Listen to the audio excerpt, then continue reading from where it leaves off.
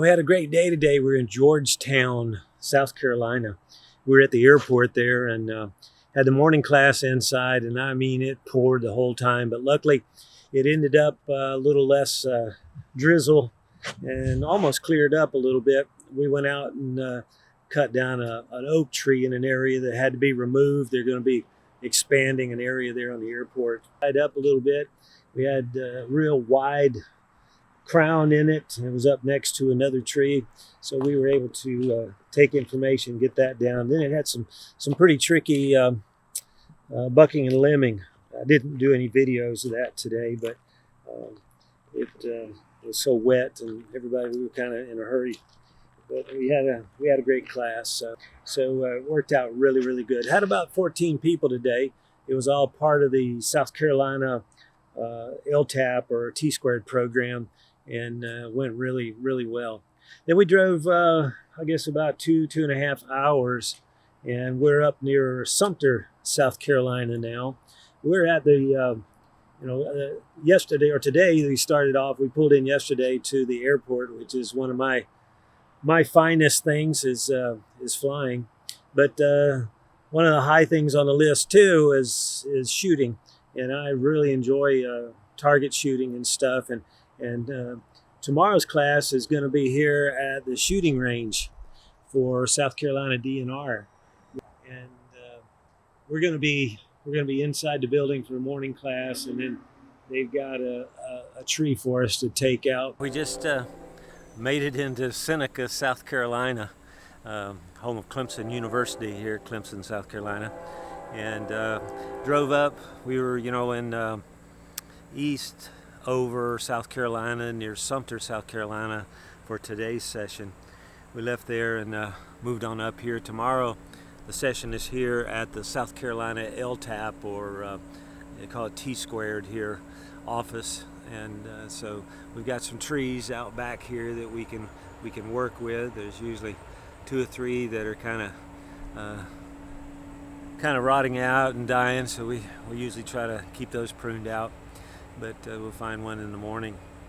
But had a great day today. Had about 23, 24 participants, and we went over to one of the shooting range areas, which they have clay targets and stuff. It's a shotgun range, and there was a hickory tree that was kind of getting in the way with the machine as it's gotten taller, and so they'd like to have it down. So we dropped it across a berm that they had built, and then we had some good pressures and binds to be able to work with. So it really came out good today. I think everybody got something out of it.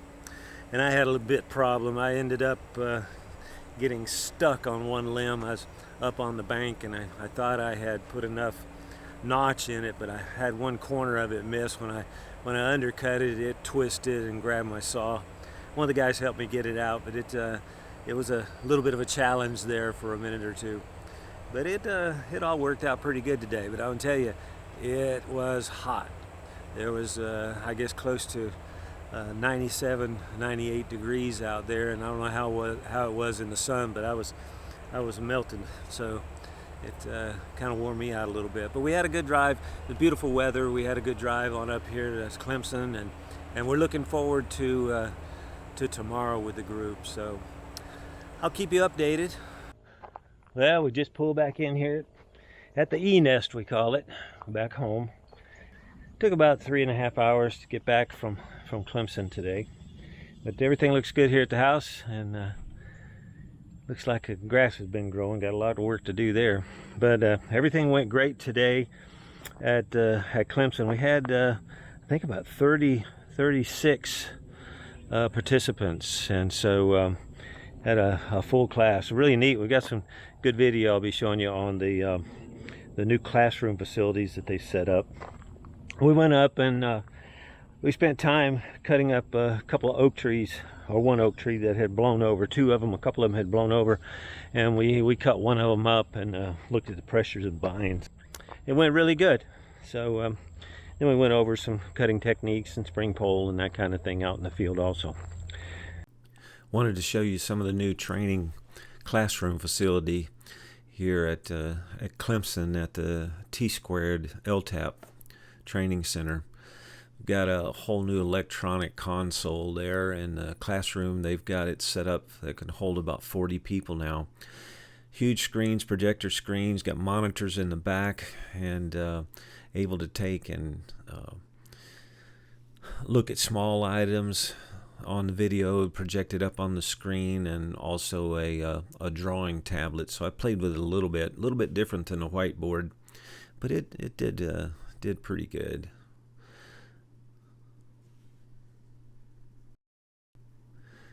So the inside session, we went through the same classroom things, talking about sharpening and reactive forces and personal protective equipment, and so it all went pretty well.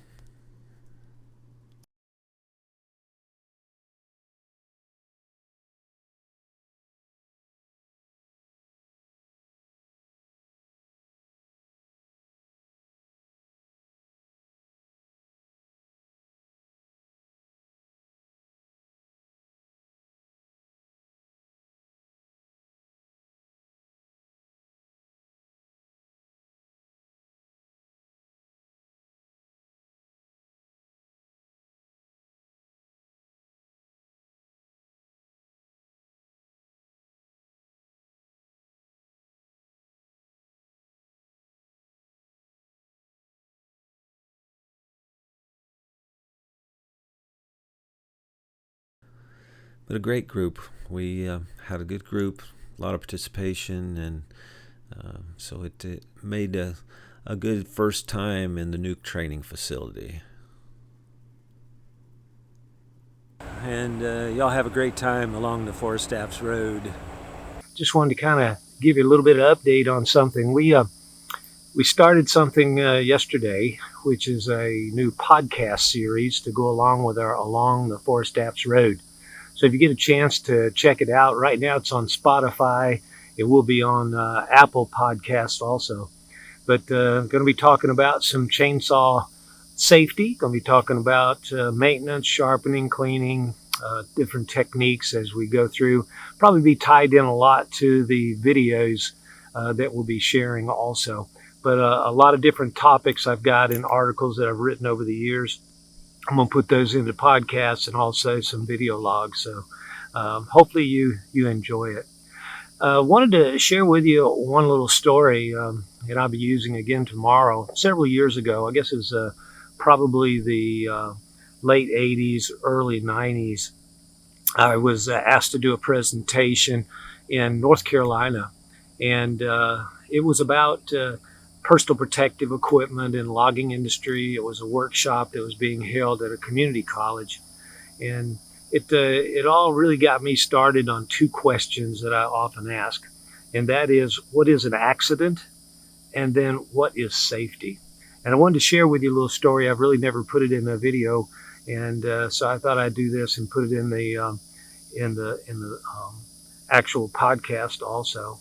But it has to do with what safety is. And it was shared with me from a guy named Doug Duncan, who was safety and training with the North Carolina Forestry Association back years ago. And he shared it with me after I finished up a talk on the personal protective at that workshop.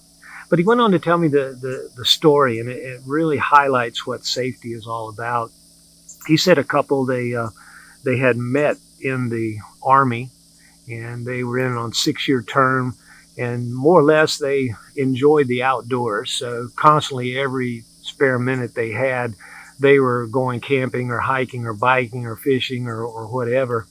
And they were getting close to the end of their 6-year term, and they had kind of fallen in love. They decided to get married, and their idea was that they were going to buy a piece of property there on a lake in North Carolina and build a little cabin on it, and then basically hunt and fish the rest of their days, or at least till they ran out of money.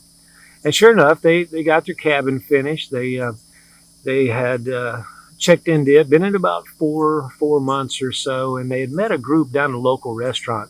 And they'd go in every morning and eat biscuits and drink coffee, and they had a whole group there that would sit around and talk about the big fish and the big bucks, and then they'd go out hunting or fishing and come back and have a whole new set of stories the next morning. They said it was a real fun group to be around. But one morning they were sitting there talking, and a terrible storm blew in. Wind, rain, lightning. Wasn't a real pretty day. And they had one of the guys stood up and said, I think I'm going to go on to work today and get a few things caught up so I'll have more time to hit the lake just as soon as this weather breaks. He said another one stood up and said, yeah, me too. I've got some things to get done around the house, so I think I'm going to get that done. And then I'm going to hit the water because the fish ought to be tearing it up. He said pretty soon they were sitting there by themselves. Didn't really think about it, but he said, maybe I ought to find me a good part-time job, something to do on these bad weather days, have a little extra gas money for the boat. And he said, I'm going to check around and see what I can find. So he started looking around the next couple of days and hadn't really found anything. He got to the restaurant by himself the next morning. He was sitting there reading the newspaper, and in a little classified ad, it said, game warden wanted part-time. He said, that could be pretty good for me. He said, in the military, he said, actually, I was law enforcement. I was an MP my whole term. And then hunting and fishing is definitely right up my alley. And all they want something part-time. He said, this could work out pretty good. I think I'll go down and talk to him.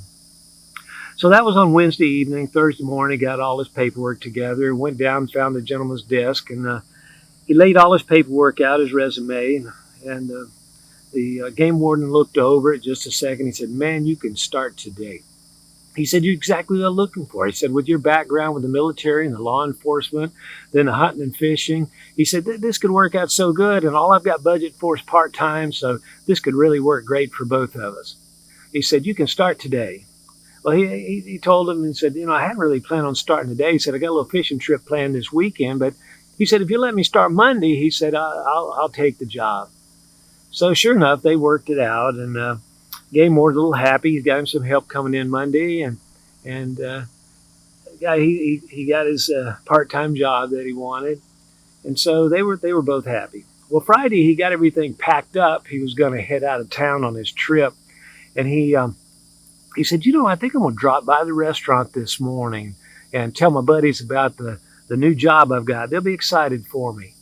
So he had everything packed up, so he drove on down to the restaurant, and he said, got out, and just about the time he started to open the front door handle, though, he said it hit him like a stick right beside the head. He said, I didn't think about this. He said, I wonder what my buddy's going to think sitting down to breakfast every morning with the game warden. He said, I might have really screwed up. They may not want to talk about the big fish and the big bucks with me sitting there at the table. So he laughed about it a little bit, but he came up with a good plan. He went in, sat down, and waited for just the right moment, listened to a few stories, and then he said, folks, got something to share with you today. They said, what is it? He said, well, I've got me a good part-time job. They said, that's awesome. What you going to be doing?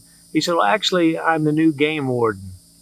And as he thought, he said, everybody just kind of stared at him. And I said, I know it's none of you here at the table that's breaking the rules, but there are people out there hunting and fishing without a license. He said, it's my job to catch them now. And he said, if you'll just help me. And his plan was, he pulled out a piece of paper and a pen. He said, let's make a list of those I need to go after first.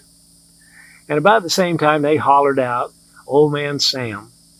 And they said, he's always got fresh meat on the table, never had a license in his life. He said, you that's the one you got to catch first. But naturally, they had a long list. So he had a lot of work to do ahead of him. Well, to make a long story short, he had his list of folks now, and he got to thinking about where everybody was located, and he started to look around the lake, and he found Old Man Sam's cabin was right across the lake from his. He said, I think I'm going to start off with the big one first tomorrow. He said, I'm going to go after old Sam, see if I can catch him first off. So he got up early the next morning, about 4:30, drove over. He parked his truck where nobody could watch him. He said, he's standing there and watching. About 4:45, the lights come on. He said, old Sam is going to be going out today. He said, I'm going to get him today. He said, about 5 o'clock, old gentleman come out on the porch, had a cup of coffee in his hand, stretched a little bit, said just as loud as he could. He said, Mr. Game Warden. He said, no, you're out there watching me today. But he said, I'm not going anywhere today. He said, come on down. I hadn't met you yet. Let's talk.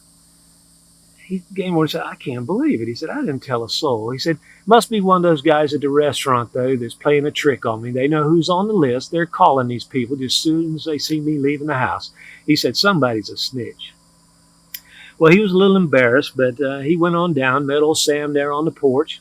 They started talking about the big fish and the big bucks, but he said, more, you got talking with him. He said, this guy doesn't look, like he knew I was out there, but you could tell he knew I was there. He said somebody had to call him and alert him. Well, they talked for a long time, a little bit embarrassed. He left, and next couple of days, he's kind of listening around, trying to figure out who this snitch might be so he could get back on his business for that big list. He said, didn't really come up with anybody. He said, well, a couple of days later, maybe it was just a fluke thing. He said, maybe old man Sam just guessed. He said, I'm going to try him again in the morning, see if I can surprise him. So he got up early the next morning, goes over, parks his truck in a different spot. About 5 o'clock, he's watching old Sam's cabin. He said, old Sam come back out on the front porch again, looks almost straight up the hill at him, said just as loud as he could. He said, Mr. Game Warden. He said, no, you out there watching me again today? But he said, I'm not going anywhere today either. He said, come on down. I enjoyed your visit the other day. Let's do it again. So embarrassed, he just turned around and left, didn't even go down. He said, I got to figure out who this snitch is so I can catch him and the rest of this list. Well, about 3 or 4 days later, he was sitting there in the restaurant, and he was gotten there for everybody had, and he was kind of going over what he's going to do for the day. This guy would kind of always sit over in the corner. He came up there to him, and this guy's not really part of their table. He's always over in the corner eating breakfast, but not really part of their group. So he said, this guy might be the snitch. He said, he's always over there. He might have overheard my list. So anyway, the gentleman came over to him. He said, Mr. Game Warden, he said, you know old Sam, don't you? His ears kind of perked up. He said, yeah, I met him one time. Why do you ask? He said, well, I didn't know if you knew it or not, but I'm kind of friends with old Sam's family. And they called me yesterday, said they had to put old Sam in the hospital. He said, he thinks the world of you. He's been talking about you a lot the past couple of weeks. You ought to go down and visit with him. It'd make his day. He said, well, I'll get down there this afternoon and visit with him. So he got down to the hospital that afternoon and found old Sam's room. He knocked on the door, went inside. Old Sam's eyes lit up. They started talking about the big fish and the big bucks. But the more he got talking with him, he said, this guy doesn't look too good. He said, if he checks out of here the wrong way, he said, I'm never going to figure out who this snitch is. So he said, I think I'm going to ask him, see if he'll help me out. Maybe he'll help me figure out who this snitch is. So he said, Mr. Sam, he said, you remember that first day we met? He said, yeah, son, I appreciate you coming by the house and all. He said, well, I got to kind of ask you a personal question. He said, well, anything, I'll try to answer it. He said, I got to know who called you and told you I was coming to see you that day. He said, what do you mean? He said, well, somebody had to call you. You know I was out there and stuff. I just got to know who it is. He said, well, son, I don't know of anybody calling me.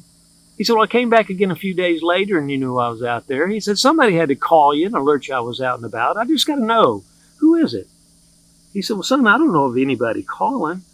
He said, well, you came out on the porch, hollered for me both times. He said, somebody had to call you and alert you I was out and about. He said, well, son, I don't know of anybody calling. But he said, as far as hollering off the porch, he said, I start my day that way every morning. And, I kind of chuckled a little bit. I don't know that I caught on to it completely. But then Doug said something to me that kind of stuck with me, and I've really thought about this for many years. He said, one thing old man Sam recognized forefront every morning was the opposition was out there somewhere. He said, think about it. How can you ever put it into your planning process to keep unplanned events, an accident, from happening if you're not aware of those things that cause them? And that kind of stuck with me. That's really what safety is all about, isn't it? It's an awareness. It's an understanding. And, I guess, Soren Eriksson always used to say that, the best thing that you can do is have experience. You need experience. But he said, you really have to think about there's two different kinds of experience. There's good ones and there's bad ones. He said, you want to learn the good ones on your own. You want to learn the bad ones from somebody else. And, that's something where, an accident is an unplanned event. But safety is being aware of what can cause those accidents. And so I hope you picked up something from that story to think about. And it's really what safety is all about. We're going to be talking about a lot of different subjects as we fill up this podcast and look at different videos, and also to think about as we travel along this ForestApps road. Y'all have a great one. We'll talk to you later.